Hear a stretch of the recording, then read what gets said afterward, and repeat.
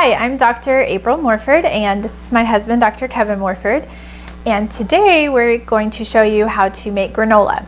And one of the reasons that we're doing this is because we often have patients that say, what the heck am I supposed to eat for breakfast? You tell me not to eat pancakes or toast or kids cereal or any other type of breakfast cereal that's out there. So what am I supposed to eat?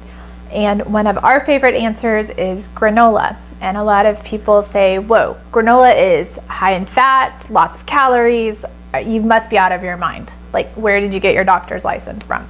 And the fact of the matter is that science is coming back around to the fact that healthy fats are actually very beneficial for you. They help with your mind and your memory.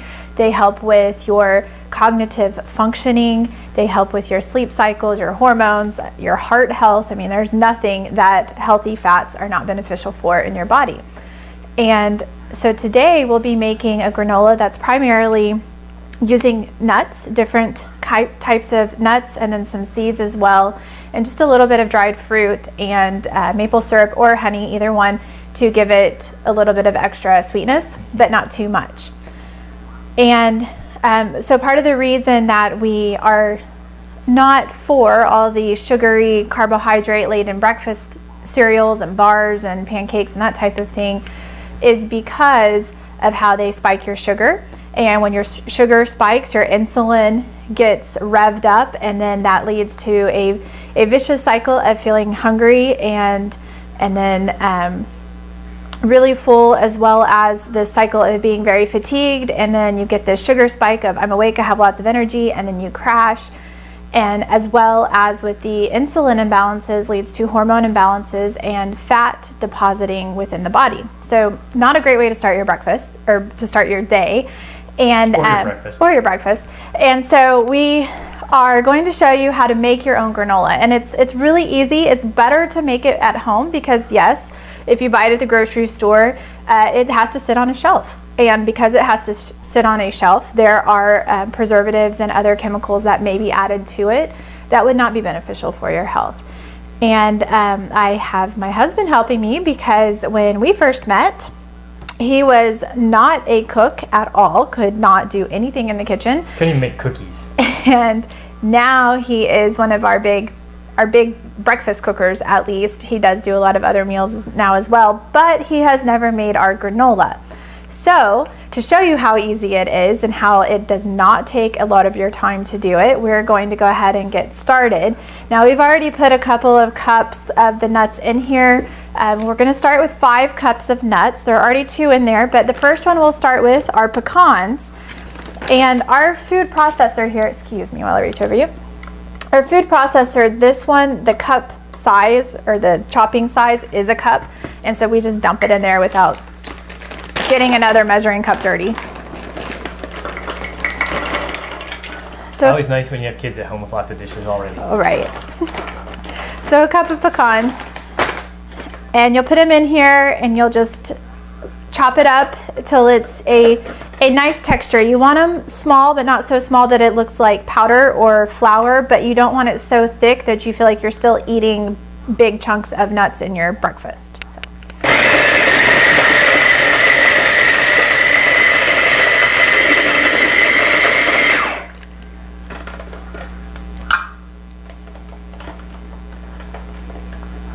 So would you say like almost the size of an unpopped corn kernel? Yeah. For popcorn, approximately? Sounds good. Looks about like that. And it won't be perfect. Some are going to be very fine and some will be closer to that level. Okay, so next, walnuts. And walnuts are one of our favorite nuts. Very high in your healthy essential oils, your omega-3s. And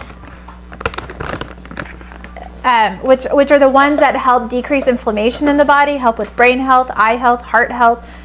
Walnut oils or walnuts or walnut oil are all good things to have during your day to make sure that you're getting those in your diet.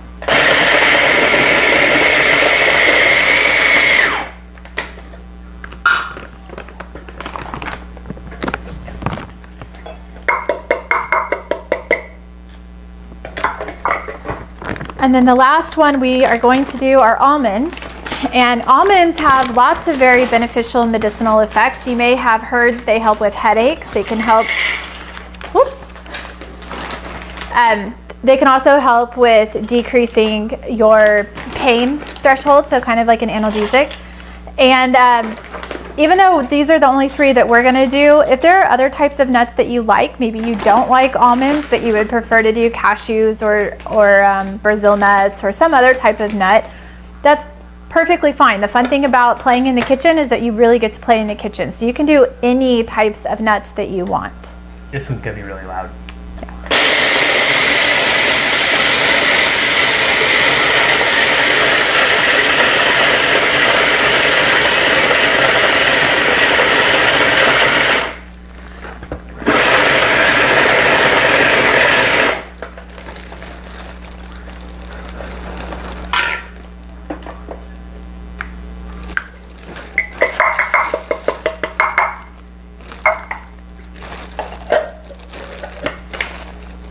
Okay, so now we have our 5 cups of nuts.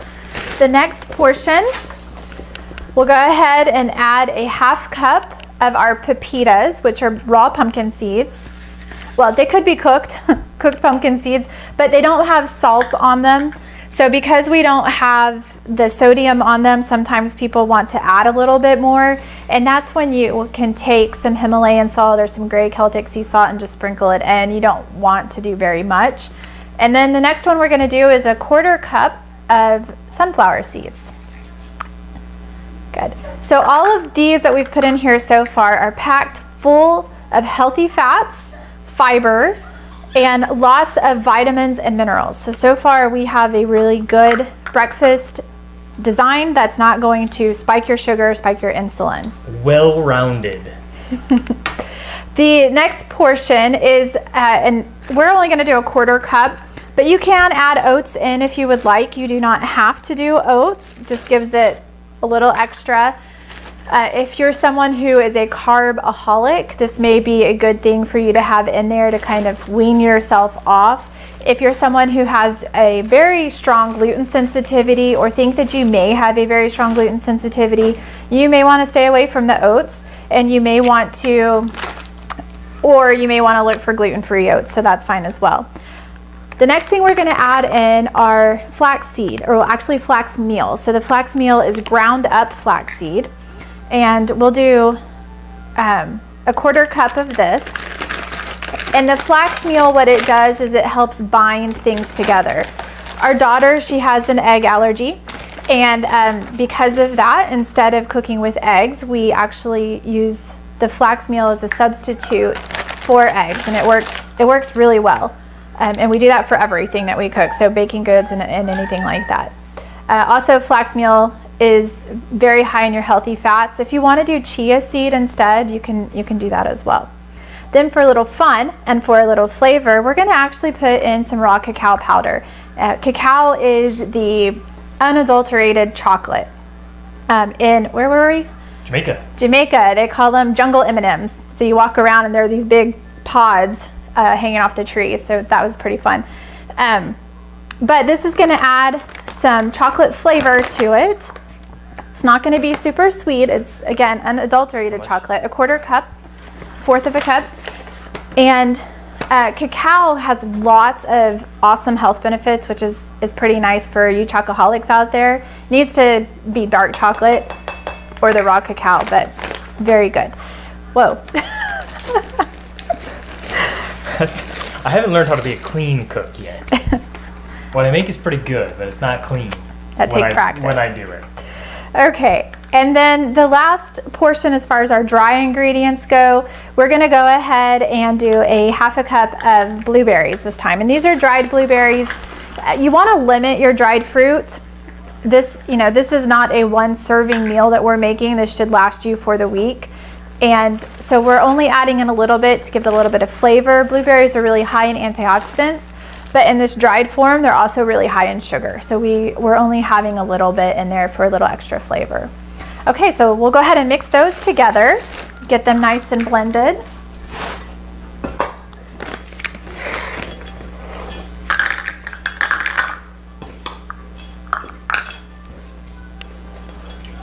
When would I put it in seasoning? Like cinnamon or nutmeg or any of that kind of stuff? You would do that now before you add in the wet ingredients, and we already had cinnamon in here. If during the fall, a lot of us really enjoy pumpkin flavored things, so you can spice it up however you'd like. You could do dried pears with ginger. That would be really yummy. Just different things. You can do whatever type of seasoning you want in there. So we have cinnamon in ours as well. That looks pretty good. Okay, so this is really full. What this is half a cup of coconut oil that's been melted with a half cup of maple syrup, and then about 2 tablespoons of vanilla. Let's go ahead and just dump all that in there. And what we're really looking for is for everything to just be nicely coated. We don't want it to be too wet. It'll take longer to cook if it's like that. And so, good. So we're just looking for it to be nice and coated with this wetness to help it stick together a little bit. We want to be able to easily break it up. And this helps give it just a little bit extra sweetness to it. You can add honey in if you prefer honey over the maple syrup. If it's too dry, I recommend adding more coconut oil instead of going for the sweet stuff. And the coconut oil will give it a little bit of extra sweetness.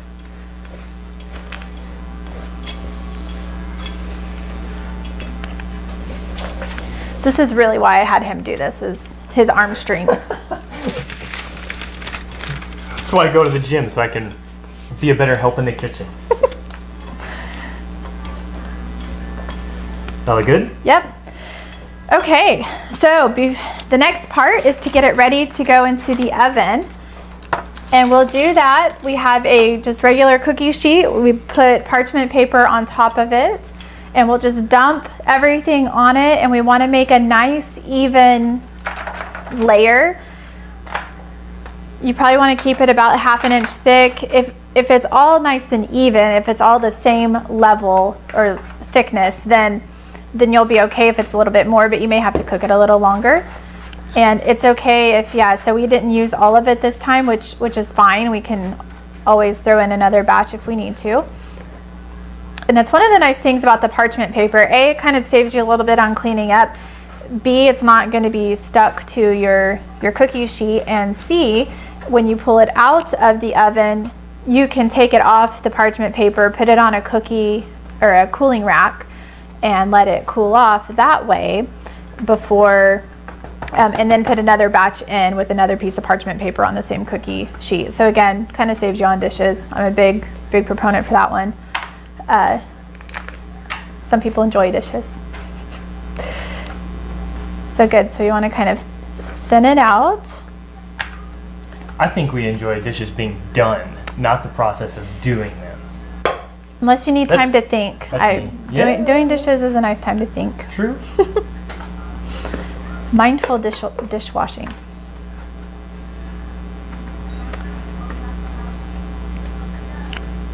Does that look okay?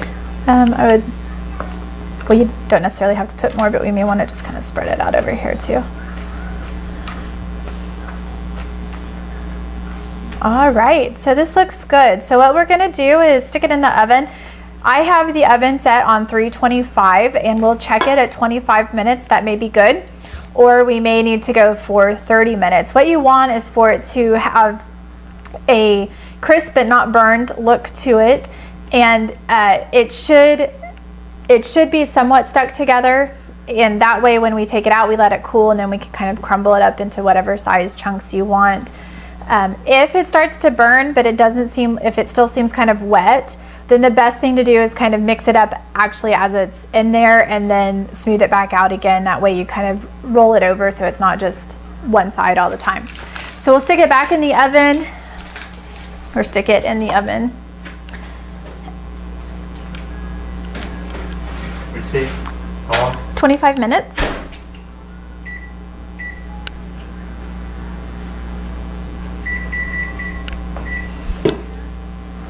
And then we have, we're gonna try this without dropping it, hopefully. So this is one we already made. And I should have grabbed something.